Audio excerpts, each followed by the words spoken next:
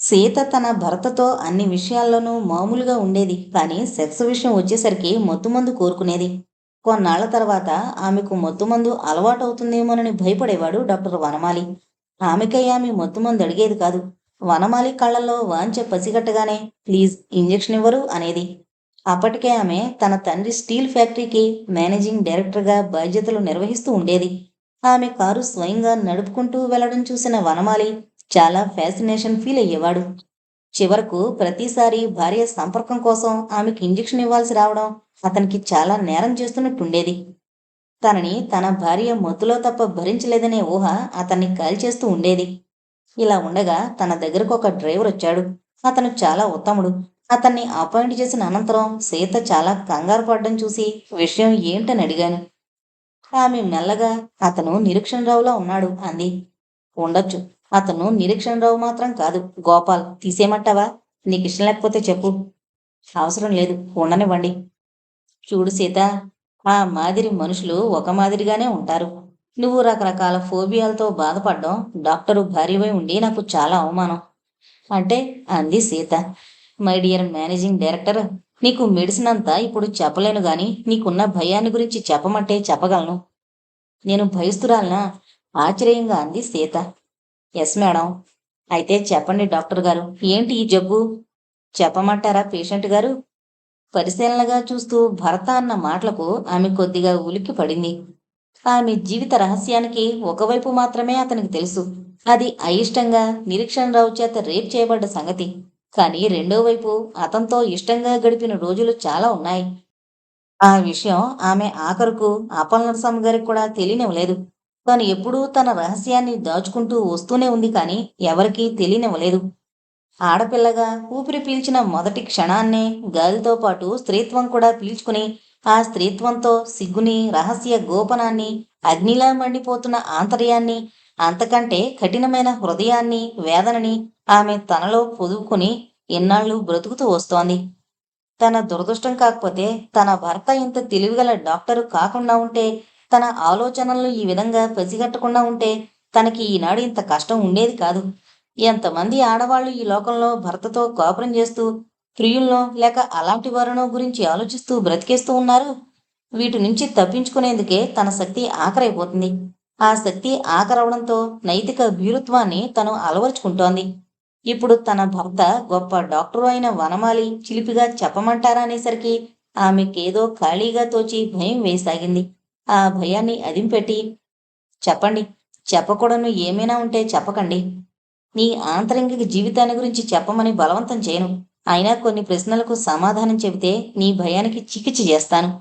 ఎందుకంటే భర్త దగ్గరకొస్తూ మత్తుమందు కోరుకోవడం అనేది మానసిక రోగమని నేను అనుకుంటున్నాను అన్నాడు వనమాలి.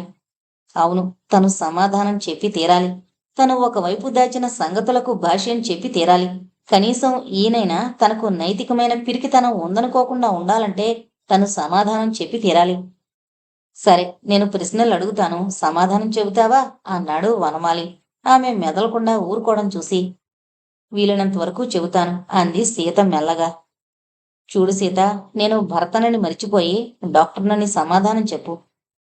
దైహికమైన సౌఖ్యానుభూతి పాపమని, పూర్తిగా తిండి తింటే వాంఛలకి లొంగిపోవాల్సి వస్తుందని, తింటే లావెక్కుతామని ఆహారం తగ్గించడం నేడు ఫ్యాషన్ అయిపోయింది. గతంలో ఒకవేళ నువ్వు ఇష్టపడి పురుష సంపర్కం పెట్టుకున్నా డాక్టర్గా నా దృష్టిలో అది నేరం కాదు. భర్తగా క్షమించగలను. డ్రైవరు నిరీక్షణ్ రావులా ఉన్నాడని నువ్వు కంగారు పడనవసరం లేదు. ఒకవేళ నిరీక్షణ్ రావే డ్రైవర్ అయినా నువ్వు ఈ స్థితిలో భయపడనవసరం లేదు. పనికిమాలిన మానసిక కారణాల చేత ఆకలి తగ్గి అన్నింటిలోనూ వైముఖ్యం ఏర్పడుతుంది. శరీరంలో ఉండే ప్రతి అంగం మీద మెదడుకు కాస్తో కూస్తో ప్రభావం ఉంటూనే ఉంటుంది. పిల్లలు పుట్టలేదని అలమటిస్తోన్న స్త్రీలు తరచూ ఫాల్స్ ప్రెగ్నెన్సీకి గురవుతూ ఉంటారు. అలాగే నీకు దేని మీదనైనా కోరుకుంటే దాన్ని పెంపొందించుకుని జీవన వాంఛని అధికం చేసుకోవాలి. దురదృష్టవశాత్తు ఆర్థిక, సామాజిక, మానసిక వైపరీత్యాల వల్ల ఈ స్థితికి వచ్చిన వాటిని గురించి నీ ఆత్మీయులమైన మేము చర్చించే అవకాశం ఉండకూడదు.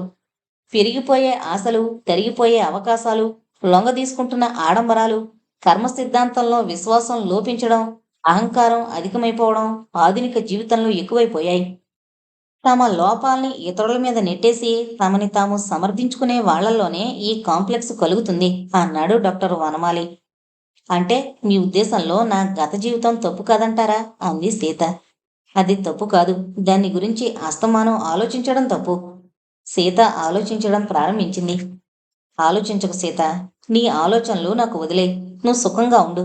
డ్రైవరు నిరీక్షణరావులా ఉన్నాడని భయపడకుండా ఫ్యాక్టరీ మేనేజింగ్ డైరెక్టర్గా దర్జాగా ప్రవర్తించు. స్త్రీని గురించి ఒక మనస్తత్వ శాస్త్రజ్ఞుడు ఏమన్నాడంటే, యుగ యుగాలుగా జన్మిస్తోన్న ప్రతి స్త్రీ వారసురాలే. నిత్య యవ్వనంలో నవనవలాడుతుండే స్త్రీ ఆంతరంగికంగా వృద్ధ స్త్రీకి వారసురాలు. సంతోషంగా తుళ్ళిపడుతుండే స్త్రీ ఆంతర్యంలో గొప్ప దుఃఖితురాలు. పతివ్రతల పైకి కనిపించే స్త్రీ పరమ వ్యభిచారిణికి వారసురాలు. అలాగే మెహందీలో బ్రతికే స్త్రీ పతివ్రతల సినిమా చూస్తుంది. స్త్రీలవన్నీ చిత్రమైన ఆలోచనలు. 18వ శతాబ్దంలో ఆడవాళ్లు ఇలాంటి ప్రవర్తనలకి శిక్షింపబడుతూ ఉండేవాళ్ళు. వాళ్ళు ఆంతర్యంలో పిచ్చివాళ్ళని తెలియక వాళ్ళని మనఃపూర్వకంగా ఇలాంటి పనులు చేసేవాళ్ళని శిక్షిస్తూ ఉండేవాళ్ళు. అనంతరం పినల్ అనే ఫ్రెంచి డాక్టర్ చేసిన అలజడి మూలంగా ఇలాంటి నేరస్తుల మీద సానుభూతి చూపడం ప్రారంభమైంది. ఆ తర్వాత అతని శిష్యుడైన ఎన్యూరోక్ చేసిన ప్రత్యేక పరిశోధన కృషి వల్ల నేరం చేయడానికి మానసిక శ్రేణిలో కలిగే ఒడిదుడుకులు కారణమని రుజువై పిచ్చివాళ్లు నేరం చేస్తే పట్టించుకోవడం మానేశారు. అదీకాక సీత, మామూలు మనుషుల్లో కూడా ఎపిలెప్సీ అనే జాడ్యం కూడా ప్రకోపిస్తోంది మధ్య మధ్య. అలాంటప్పుడు అలాంటి వ్యక్తి ఉడుకుమోత్తనంతో ఉద్రేకంతో వ్యభిచరిస్తారు, హత్యలు చేస్తారు, ఇంకా అనేక రకాలైన నేరాలు అనబడేవి చేస్తారు. ఈ రోగం సగం దైహికంగాను సగం మానసికంగాను ప్రారంభమవుతుంది. మానసికంగా అనుభవించే విచారం మూలంగా చాలా వికృతమైన మెంటల్ స్టేజ్ ఏర్పడి ఘోరమైన మత్తు మెదడు కలిగి మూర్ఛలు ప్రారంభమవుతాయి. ఆ మూర్ఛలకి ముందు గాని వెనక గాని నైతిక పతనం, తిట్టడం, అపవాదులు మాట్లాడడం, ఇంకా ముదిరినప్పుడు ఆత్మహత్య చేసుకోవడం సంభవిస్తుంది. ప్రస్తుతం పెళ్లి కాని వృద్ధ కన్యలకి, పూర్వపు బాల్య వితంతువులకి ఈ ఎపిలెప్సీ వ్యాధి ఖచ్చితంగా ఉంటుంది. కానీ నీ స్థితి అలా కాదు. నీకు సర్వ వాంఛలు తీరడానికి అవకాశం ఉంది, ఐశ్వర్యం ఉంది.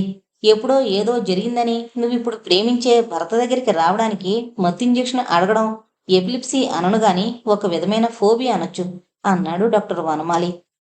మీరు సైకియాట్రిస్టు కాదు గాని అన్ని రోగాలు నాకు అప్లై చేయకండి. నాకే విధమైన భయాలు లేవు. నేను కోటీశ్వరుడి కూతుర్ని. డబ్బు చాటున ఒకవేళ నేరం చేస్తే ఆ నేరం పూర్తిగా అణిగిపోతుంది అంది సీత. నువ్వు అనుకున్నట్టు డబ్బు చాలా మట్టుకు దాస్తుంది, కానీ కొన్నింటిని దాయలేదు అని డాక్టర్ వనమాలి అంటుండగానే డ్రైవర్ గోపాలం లోపలికొచ్చాడు. అతన్ని చూసి సీత ఉలిక్కి పడింది. అది వనమాలి దృష్టి నుంచి తప్పించుకోలేదు. సార్, అమ్మగారి కారు తుడిచేశానండి అన్నాడు డ్రైవర్ గోపాలం. గొంతు కూడా అలాగే ఉంది. అతని ఉచ్చారణ, మాట విరుపు కూడా ఇతంలో ఉన్నాయి. అసహ్యంతోటే ఆమె ఒళ్ళు పొంగింది. నిరీక్షణరావుతో తన మొదటి రోజులు గుర్తుకొచ్చి జ్వరం వచ్చినంత బాధ కలిగింది. అతన్ని ఎలా ప్రేమించిందో అర్థం కావడం లేదు. అతనికి తన శరీరాన్ని ఎలా అర్పించిందో అర్థం కావడం లేదు. ఆమె ఈ అవస్థ గమనించిన వనమాలి డ్రైవర్ని వెళ్ళమని ఆమె వంక చూసి, నీలో మానసికమైన వీక్నెస్ కనిపిస్తోంది. నిరీక్షణరావు ఏదో చేశాడని మగవాళ్లంటే కోపం, అనుభవం అంటే అసహ్యం కలగడం ఆరోగ్య లక్షణం కాదు. సహజత్వం నుంచి పారిపోయే మనస్తత్వం నీలో అధికంగా ఉంది సీత. మానసిక యంత్రాన్ని నడిపే లిబిడో అంటే విషయవాసన అని అర్థం చేసుకోవచ్చు. ఆ లిబిడో కొంచెం ఇటు అటు అయితే ఇదిగో ఇలాగే ఉంటుంది పరిస్థితి. ఈ రాత్రి నన్ను క్షమించి మత్తు ఇంజెక్షన్ అడక్కు. అడిగితే నన్ను అసహించుకున్నావని నేను అనుకుంటాను అన్నాడు వనమాలి. నేను లక్ష్మీనారాయణ కూతుర్ని, అంటే ఒక విధంగా కార్మిక మనస్తత్వం నాలో ఉందన్నమాట. మా నాయన హైదరాబాద్ వచ్చేటప్పుడు పల్లెటూరు మనిషిననే చెప్పాలి. తన గ్రామవాసుల్లాగానే ఆయన దృఢంగా ఉండి ఎంత పనైనా చేయగలిగి ఉండేవాడు. ఆయన కృషి వల్లనే ఈ రోజున నేను స్టీల్ ఫ్యాక్టరీకి మేనేజింగ్ డైరెక్టర్ని అయ్యాను. నేను మీరనుకున్నంత బలహీనురాల్ని కాదు అంది గర్వంగా Sita. That's all right. Superiority complex ఉండొచ్చు గాని సరే, నా వైద్యం నీ మీద రుద్దడం ఎందుకు గాని నేను వెళుతున్నాను అని వెళ్ళిపోయాడు వనమాలి. సీత అలాగే నిలబడుంది. ఆమె చుట్టూ పురుష ప్రపంచం పకపక నవ్వుతున్నట్లుంది. ఆమె కాలేజీ రోజుల్లో మగవాళ్లను గురించి ఆడపిల్లలు ఒక చోట చేరి గుసగుసలుగా చెప్పుకోవడంలో పాల్గొంది కూడా. ఒక పిల్ల దేవానంద్ ఫోటో చూసి నిటూర్పులు విడిస్తే మరొకతే దిలీప్ కుమార్ని గురించి కలలు కనేది. ఇవన్నీ సాధ్యమని వాళ్ళు నమ్మరు. కానీ అదొక ఫ్యాషన్. యవ్వనం చేసే నవ విచిత్ర స్పందన. నిజం చెప్పాలంటే తనకు గాని, తన తోటి యువతులకు గాని అనుభవాలు శూన్యం. ఎప్పుడూ ఏవేవో ఊహించుకుని అవే తమ అనుభవాలనే గర్వంతో దుస్సంభాషణలండమే వాళ్ళ ఘనత. సెలవుల్లో తటస్థపడిన బావలతోనూ, మావలతోనూ జరిగిన రహస్యాల్ని పరస్పరం చెప్పుకుంటూ ఇహ సెక్స్ లేకుండా ఆగలేమో అని నిర్లజ్జగా ఒప్పేసుకునేవాళ్ళు. కోరికలతో సతమతమవుతూ క్లాసులో పాఠాలు వినకుండా తెలియని ప్రియుడికి ప్రేమ లేఖలు రాసి ఒకళ్ళకొకళ్ళు చూపించుకుంటూ ఉండేవాళ్ళు. తమ కామ వాంఛాతిరేకాన్ని ప్రేమగా పిలుచుకుంటూ ఎవరో ఒక హీరో తమ కన్యత్వంలోని పరమానందాన్ని పొందేందుకు గోడ దూకొచ్చి తమను ఎత్తుకుపోవాలని తీవ్రంగా కాంక్షించేవాళ్ళు. ఈ వాతావరణం వల్లనే తను కూడా ఇంకొక రసవత్తరమైన స్వప్నాలు పెంపొందించుకుంది. ఆ కలల్లో తనని ఎంతో ప్రేమించిన ఒకడు, అతడు ఎవరైనా సరే తనను రహస్యంగా ఎత్తుకుపోతున్నట్లు, అతని నుంచి తప్పించుకోవడానికి తనెంతో ప్రయత్నించినట్లు, చివరకు ఆ ప్రయత్నం విఫలమై తాను వివసమై అతని చేతుల్లో పడుకుని ఆనందంతో పులకరిస్తూ తనను అపహరిస్తోన్న వాడి వాంఛ తీరుస్తున్నట్లు కలగనేది. బలహీనతలని పారదోలగలిగేది ఆ కాలేజీ విద్యలో లేదు. అక్కడుంది కృత్రిమ నాగరికతామయము, ఆరంభ సురత్వము నిండిన యువతీ లోకం మాత్రమే. ఆ కాలేజీ పద్ధతుల ప్రకారం వేశ్యలు తయారవుతారేమో గాని ఎళ్ళాళ్ళు తయారవరు. ఆ వగలాడితనాలు, ఆ కనురెప్పలు ఆడించడాలు, ఆ పమిట తీసి వేసుకోవడాలు లక్ష్మీనారాయణ కూతురుగా అసహించుకునేది. కాని వయసు ప్రభావం వల్ల ప్రేమ ప్రలోభానికి లోనవుతూ ఉండేది. తర్వాత తన్ని తానే మాట్లాడుకునేది. ఇవన్నీ జ్ఞాపకొచ్చిన సీత మహీని ఎలాగైనా సరే అలాంటి చోటుకు పంపకూడదని నిశ్చయం చేసుకుంది. కాని తన సంగతేంటి?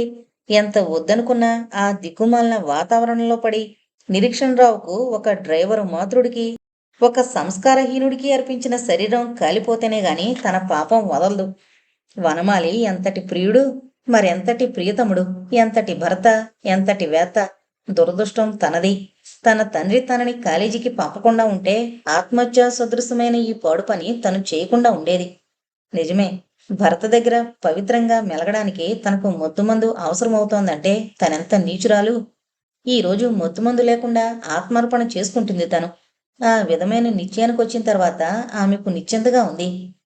కాని ఆ రాత్రి వనమాలితో సన్నిహితమయ్యే సమయంలో ఆమె కళ్ళు నరాలు పట్టుదప్పి ఒళ్ళు వివసమై భయంతో కేకపెట్టి స్పృహ తప్పిపోయింది సీత.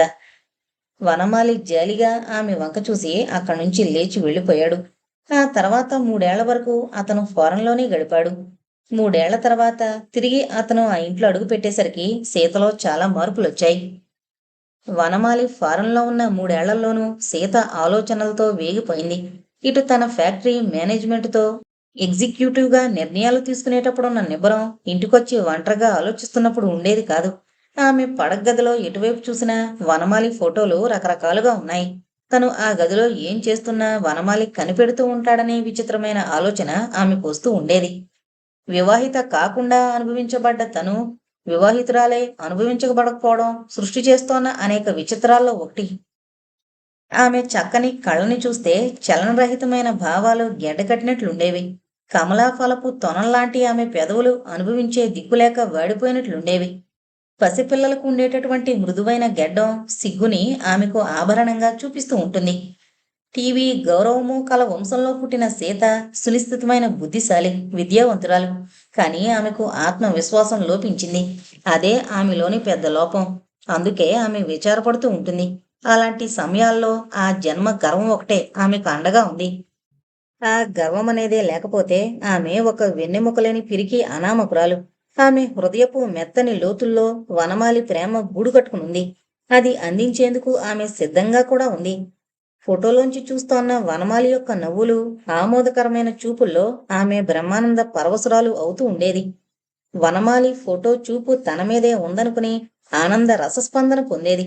ఆమె ఈ విధమైన ఆశ నిరాశల డోలికల్లో మునిగి తేలుతూనే 3 ఏళ్లు గడిపేసింది. ఇప్పుడు మహి కాస్త పెద్దదైంది. స్కూలుకు వెళుతోంది. తండ్రి తృప్తిగా జీవితం గడిపేస్తున్నాడు. నిరీక్షణరావులా ఉండే గోపాల్ ఆమెకు తమ్ముడు లాంటివాడు. ఫ్యాక్టరీని ఆమె బిడ్డలా వృద్ధి చేస్తోంది. నిజం చెప్పాలంటే ఫ్యాక్టరీనే బిడ్డలా పెంచుతోందని చెప్పొచ్చు. వనమాలి తిరిగొచ్చే రోజున ఆమె సంపూర్ణ ఆత్మార్పణతో, పరిపూర్ణ స్త్రీత్వంతో కూతురు చేపట్టుకుని బేగంపేట విమానాశ్రయం లాంజిలో నిలబడుంది. అప్పుడు ఆమెను చూసిన ఎవరు ఆమె తప్పు చేసిందని అనుకోరు.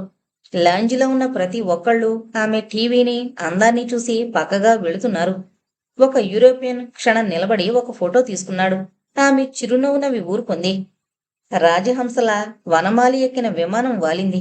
ముందుగా ఎయిర్ హోస్టెస్ తలుపు తీసి ఒక్కొక్కళ్ళని చిరునవ్వుతో సాగనంపుతోంది. ఇద్దరు ఇంగ్లీషు ముసలమ్మలు, ముగ్గురు బేగం సాహెబులు, మరో ముగ్గురు మార్వడి సేట్లు దిగిన అనంతరం వనమాలి లేడర్ మీద కాలు పెట్టి భార్యని చూసి చేయి ఊపాడు. మహి నాన్న నాన్న అంటూ గంతులేసింది. వనమాలి మెల్లగా వచ్చి మహిని దగ్గరకు తీసుకుని భార్యని చూసి చిరునవ్వు నవ్వి ఎలా ఉన్నావు అన్నాడు. మీ దయవల్ల బాగానే ఉన్నాను అంది సీత. ఈ 3 ఏళ్లు నీతిగల బ్రహ్మచర్యము, మాంసరహిత భోజనము చేసి రుచిపచిలేని జీవితంతో విసిగిపోయాను. ఇప్పుడు పెతిడ్రిన్ అవసరం లేదనుకుంటాను. అవసరం లేదు. 3 ఏళ్ల వియోగంతో నాకు కొన్ని అవసరాలు ఏర్పడ్డాయి అంది సీత నవ్వుతూ. కారు దగ్గరకొచ్చి దండం పెట్టిన డ్రైవర్ గోపాలని చూసి ఏం గోపాల్ బాగున్నావా అన్నాడు. అతను వినయంగా తల ఊపి కారు స్టార్ట్ చేశాడు. ఇంట్లో రామశాస్త్రి గారు, లక్ష్మీనారాయణ గారు వనమాలిని చూసి జీవితం ధన్యమైందనుకున్నారు. మహా మేధావి, మహా వైద్యుడు అయిన వనమాలి ఆ ఇద్దరికీ నమస్కరించి, ఫారంలో మీలాంటి వ్యక్తులు చూద్దామన్నా కనబడరు మావయ్య. ఒక విధమైన హోమ్ సిక్తో మీ మీద బెంగతో బాధపడ్డాననుకోండి అన్నాడు. అది కాదురా వనమాలి, నిజంగా నీకు మా మీదే బెంగంటావా? పరిహాసమాడాడు రామశాస్త్రి. ఇంకా చాలా బెంగలున్నాయి మావయ్య, అన్నింటినీ నిగ్రహించుకున్నాను. సీతను చేపట్టినప్పుడే శ్రీరాముణ్ణయ్యానుగా మరి అని తన గదిలోకి వెళ్ళిపోయాడు డాక్టర్ వనమాలి.